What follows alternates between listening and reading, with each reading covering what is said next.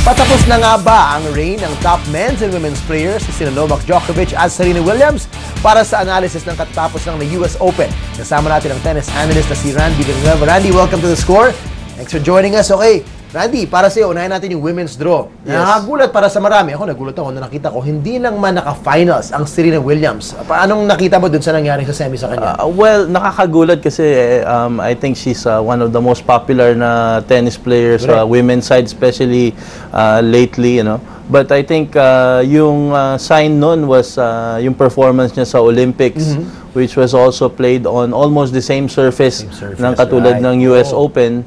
And siguro nandoon na rin yung age factor, and we all know that si Serena, hindi siya naglalaro ng ganong kadaming tournaments unlike the other players. So baka naging factor din yun dito sa performance niya dito sa US Open. Interestingly, nakatalo sa kanya ay 10th seed lamang si Pliskova. Hindi pa siya yung nasa top 3 or top 5 na tumalo sa kanya.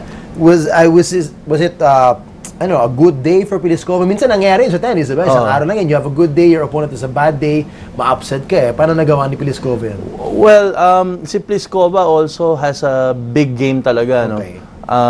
She has a big baseline game, then mabilis siya, no? Which is also very efficient sa katulad na kung kalaban mo si Serena Williams. Maganda yung matchup, mabilis siya maka-adjust sa bola, and naka-counter niya yung power ni Serena Williams from the baseline. Right, okay. Lipat naman tayo dun sa final. Tumutong na siya sa final against Angelique Kerber, who eventually obviously won it. Paano ito nagawa ni Kerber? I mean, obviously, gutom na gutom siya for this title, pero anong nakita mo magandang nagawa niya sa finals ito? Even though she lost the second set, akala mo makakabawi pa tong si Pliskova? Siguro yung nakita ko dun sa finals is yung napakabigat ng baseline game niya, and she was really taking the ball early, meaning nawawalan ng time yung kalaban niya to recover. I think yun yung isa sa mga efficient na game plans na ginawa dito ni Angelique Kerber, na nakikita naman natin na ginagawa niya pati sa mga ibang Grand Slams na napapanalo niya. Well, you mentioned age for Serena Williams. Interestingly, #1 ngayon si Kerber, and she's, ang nabasa ko, the oldest to debut at #1. So first time niya mag-number at 28. That's not normal. No? Normally, mga nag-number 1, mga at least for the first time in their younger 20s. So paano nagawa niya to late in her career? Siguro kasi ganun na rin yung lately na nangyayari sa women's tennis, dahil na rin meron kasing napakagaling na women's player na nandiyan si Serena Williams. Pero si Serena Williams kasi hindi rin niya nilalaro lahat ng Grand Slam. So nakukulangan siya ng points. Nakukulangan siya ng points, and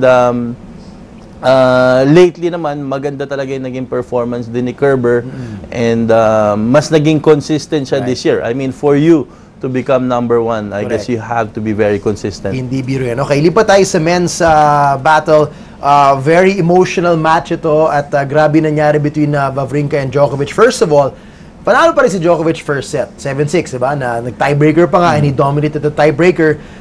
Kung ikaw si Wawrinka, ano kaya pumasok sa isip niya after losing the first set? Because something I read, I think 51-0 si Djokovic after winning the first set. He doesn't lose after winning the first set.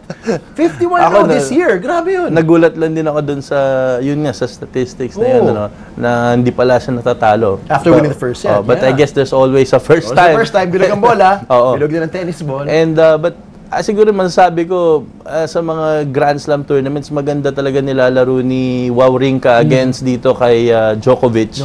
And eto, pinakita niya dito sa finals. I guess, marami nagsasabi, going to the finals, siya yung may pinakamahabang nilalaro sa buong tournament. 17 hours ata siya in total. 17, si Djokovic, 8 hours lang.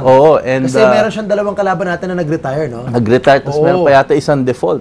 Okay, tama. So, usually going to the finals of the US Open, tas ngayon pa medyo mainit sa New York, dapat advantage yun for Djokovic. Correct, kasi mas mahingado siya. Yes. So, paano nangyari yun na naging mukhang lamang pa yung conditioning ni Wawrinka? Well, I guess, for me, ang nangyari dito sa palagay ko is, si Wawrinka mas naging mentally tough, which is sometimes more important going into the finals.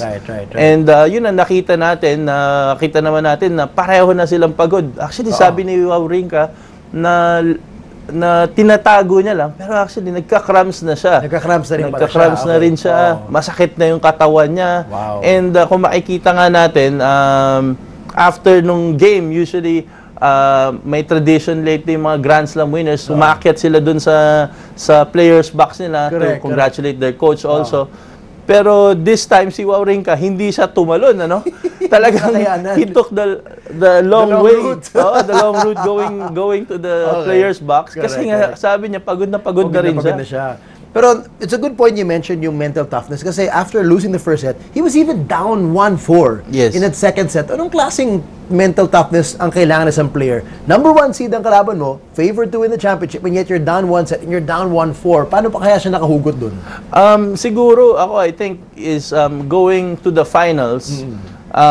Meron din siyang laban against the British na si Evans na down na siya ng match point. So, I think malaking bagay ito na siguro maiisip mo kung the previous game nga, I was already down match point, naka-recover pa ako to win it in 5 sets. Correct. So, this time parang nasa finals ka na, bigay mo na lahat, wala ka nang sinisave eh. Yun na sinabi niya after the match na he left everything on the court. Talagang wala na, pigang-piga na talaga siya. Well, ganun talaga. Saka by the way, sa init ng araw yan, tanghaling tapatalo sa New York. Kung saan bilad sila ng araw.